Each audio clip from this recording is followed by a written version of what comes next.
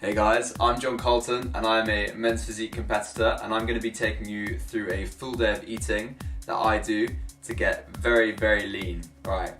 Now, one thing I'm pretty sure everyone understands is that in order to lose weight, you have to eat less calories than you're burning, okay?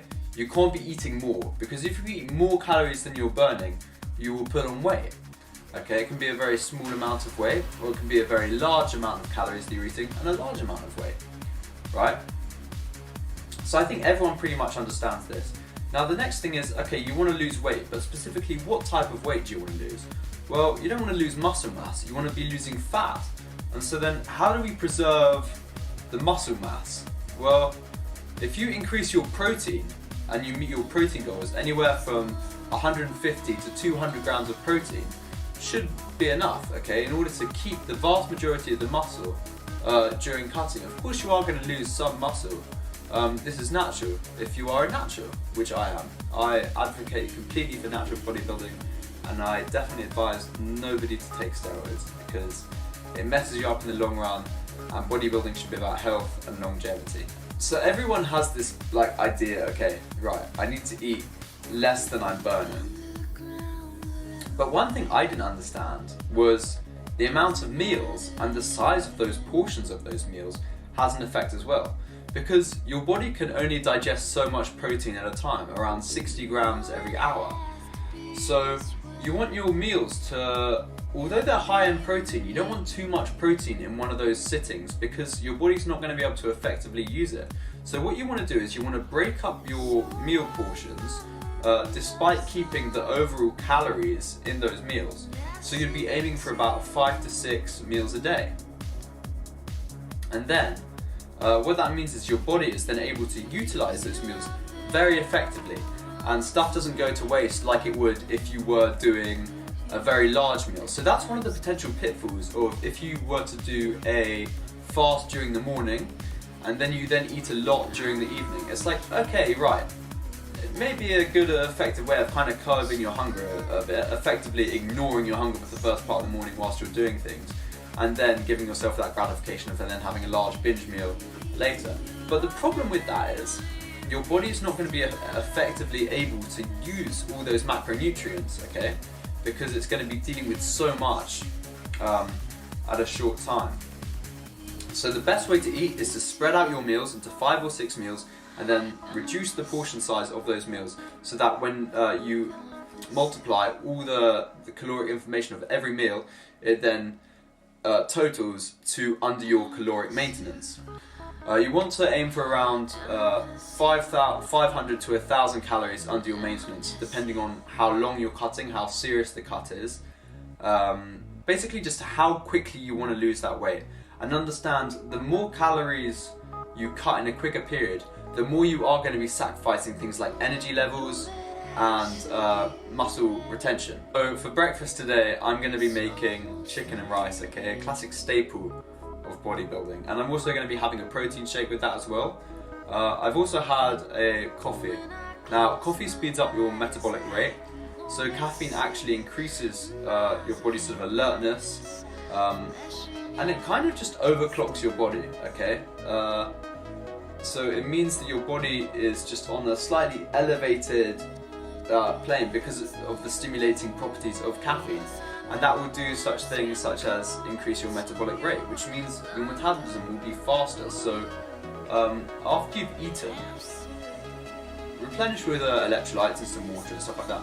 But then give yourself a couple of hours, maybe do a bit of cardio during this time, to then really allow the body to start burning itself and allow yourself to get a little bit hungry before you eat. And coffee can help aid this process as it essentially speeds it up. So this is my first meal. So there's a portion of rice and then 2 of these chicken thighs. So it's quite a small meal, and after I eat this I'll still be a little bit hungry. But then essentially I need to then just do some cardio and then I can eat again. Yeah, so I'm currently heading into the center where I'm going to grab some groceries for the full day of eating and show you exactly what I'm eating to get super, super lean.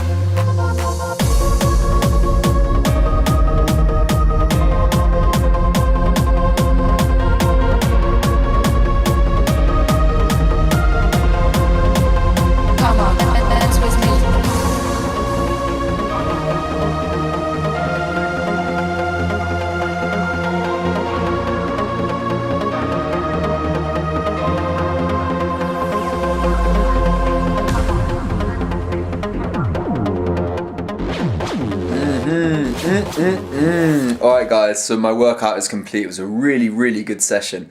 I didn't film it because the gym was quite busy, and I didn't really want to bring my camera out, and also I really just wanted to focus on what I was doing. So I did record the deadlift single, which I'll put up there.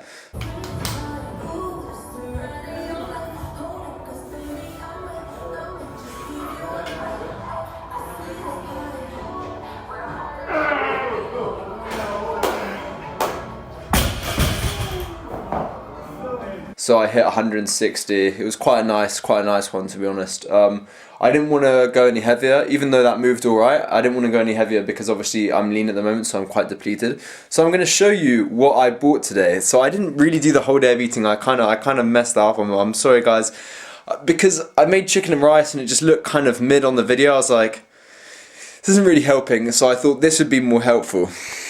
So here is everything I've got. Okay. So this is a little shop I did, and this will probably last me for about 3 or 4 days. So I have 2 kilos of chicken thighs, and chicken thighs are great because they're literally the cheapest. I think one of these was like $2.85 or something. Carrots as a form of vegetables, and keratin. Now keratin like actually changes your skin tone a little bit, so it actually helps you get like a bit more tanned. So it's a little life hack there. Now I've got some oat milk because recently, like, I've kind of just been experimenting with not having dairy milk, not having lactose, as I think it actually does help a little bit. Although I am of European descent, so like tolerating lactose shouldn't really be a problem. I've got some strawberries as well here, just because I want my like gut microbiome to be bussing, you know. And then I've just got a bunch of these rice. Now these are like my favorite. These are my favorite packaged rice. They're a bit more expensive. They're $1.40 each. But the rice is like super sticky. It's like really nice rice. Whereas if I go over to like this rice over here, like some pilau rice, it's just not as good. It's just not as good. So this is my favorite rice. And then we've got some protein powders down here. We've got some peanut butter, which gets used in the shakes as well. So I'll probably be like combining all of these, making some smoothies and shakes.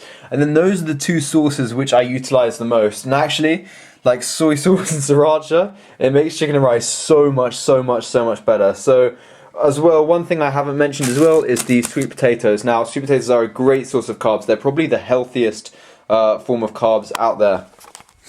Because that's like the main problem when cutting is like, what like source of carbs am I gonna get? Because there's so many bad carbs. Okay, so to find a good carb, I would definitely suggest sweet potato. They are literally the best forms of carbs, and they're full of micronutrients. So 100% very bassing. So yeah. Alright guys, thank you so much for watching. Please leave a like and subscribe. If you want any personal training or coaching, you can just send me a DM on Insta. The link is in the bio, as well as my training plan. Alright, all the best. See you in a bit.